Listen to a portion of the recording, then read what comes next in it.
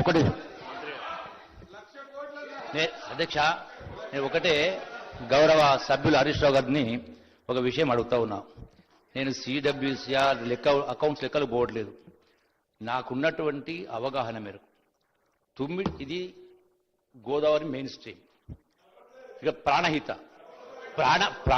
వచ్చి అధ్యక్ష తుమ్మిడిహట్టి వచ్చేది కూడా ప్రాణహిత వచ్చి గోదావరి మెయిన్ స్ట్రీమ్ కలిసి మేడిగడ్డ దగ్గర అదనపు వాటరు ఎక్కడికి వెళ్ళి వస్తుంది? ఏదైనా ఉపనది దానికి కలుస్తా ఉందా? వస్తే ఎంత వస్తుంది? ఎంత వస్తుంది అంటే తుమ్మిడిహట్టి దగ్గర ఏ వాటర్ ఉందో, తుమ్మిడిహట్టి దగ్గర ఎంతైతే వాటర్ ఉందో ప్రాణి ద్వారా మేడిగడ్డ కాడ కూడా అంతే వాటర్ ఉంది.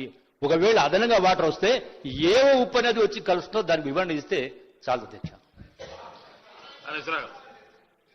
ఇప్పుడు ఎట్లా సార్ నన్ను మాట్లాడినిస్తలేరు? ఇది ఏం పరిశాన్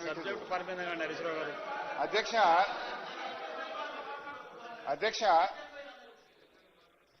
తమ్మిడిహట్టి నుంచి మేడిగడ్డకు పోతేప్పుడు నీళ్ళు ఎట్లొచ్చినాయి అన్నట్టు సరే చెప్తా. ఆ నిర్ణయం తీసుకున్నప్పుడు అది కేబినెట్ మినిట్స్, అందులో జూపల్లి కృష్ణారావు గారు కూడా మంత్రిగా ఉన్నారు. This is the minutes of the cabinet meeting. Date చెప్తా, ఒక్క నిమిషం తొందరపడకండి. ఇది 20 proceedings of 23rd meeting of Council of Ministers at 12 noon. At 12 noon Friday 3rd June 2016 in the Council Hall Secretariat.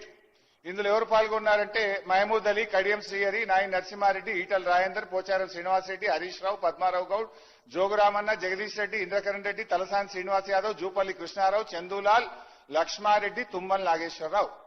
ఇందులో ఆ రోజు వ్యాప్కోస్ కు మేము తమ్మిడిహట్టి నుంచి మేడిగడ్డకు మారుస్తూ కేబినెట్ తీసుకున్న నిర్ణయంలో ఆ రోజు జూపల్లి కృష్ణారావు గారు కూడా భాగమే. ఈ ప్రశ్న ఆ రోజు ఎందుకు అడగలేదు? మంత్రి గారు, నేను అడిగిన ప్రశ్నకు సూటిగా సమాధానం చెప్పన్నా. దాటవేసే కాదు కదా. నేనేమంటా ఉన్నా, ఎక్కడైతే తుమ్మిడిహట్టి దగ్గర ప్రాణహిత పైననే తుమ్మిడిహట్టి కట్టిండు. తుమ్మిడిహట్టి వచ్చి గోదావరి మెరుసుకుంది, గోదావరి కలిసి మేడిగడ్డ.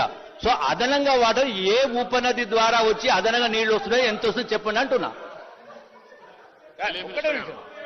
సార్, హరీష్ రావు గారికి తెలుసు కాదు సార్, ప్రశాంత్ రెడ్డి గారు కూడా మంత్రిగా చేసిండ్రు. పాపం వాళ్ళ వాయిస్ అక్కడ వినవకపోతుండే సార్. ఏం చేస్తారు వీళ్ళు? ఆ వాయిస్ వాళ్ళు డెమోక్రటిక్ రైట్ గా వాయిస్ వినిపించాలి.